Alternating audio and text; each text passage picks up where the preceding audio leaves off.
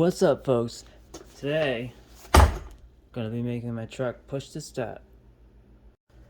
Alright, so what's happening is you go to turn the key and you're basically moving this rod that activates a bunch of switches all at the same time.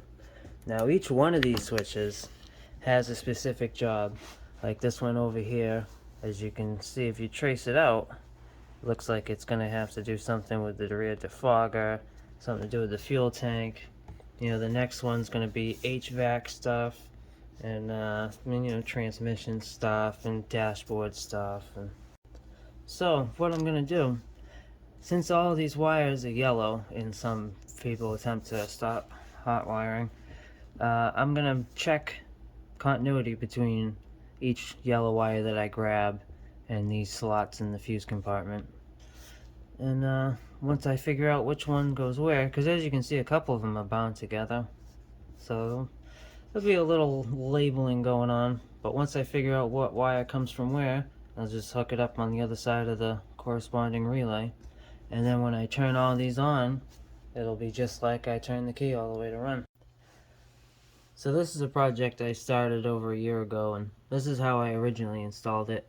You'd flip this toggle switch, which would turn on all the relays together and put it in the run position, and then you could push this button to crank the engine.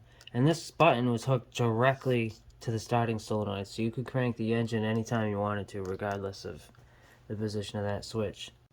So now you might be wondering, well, what stops someone from flipping it to run, starting the engine, and just driving away? Well, if you'll notice, I've got a special relay to go in there.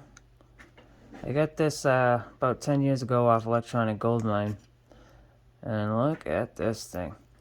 As you can see, we got a little antenna there and tuning coil and all the stuff you'd expect in a RF device, and a little tiny relay at the core of the thing. So what happens is, basically, if this here remote is within range, then this acts like a normal relay. But if that isn't in the picture, then this thing won't let power go through, and therefore it acts just like a modern push to start. If you don't have the fob in your hand, you can't start the engine.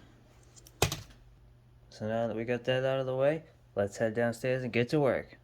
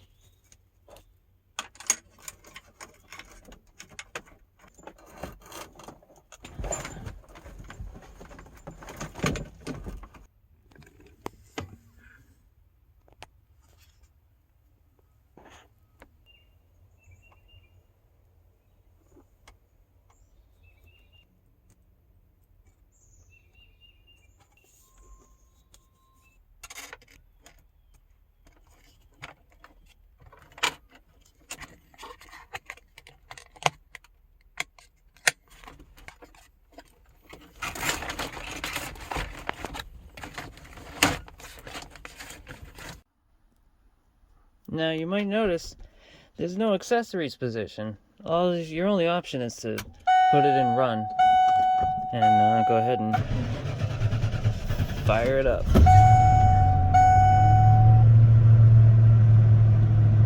And once you get to your destination, you can just go right ahead and power down. So, as you see, I have the RF relay in that slot. Now we come over here and you try and turn it to run, you get that alarm. And if you try and crank the engine, it'll crank, but it won't start.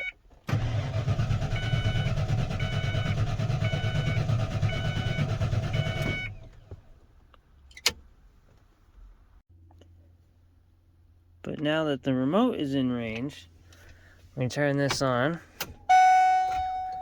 and it's good to go.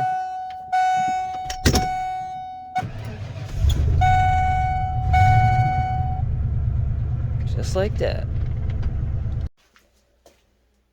Alright guys, well, don't forget to flick it, twist it, bop it, and join me next time when we do some transmission work.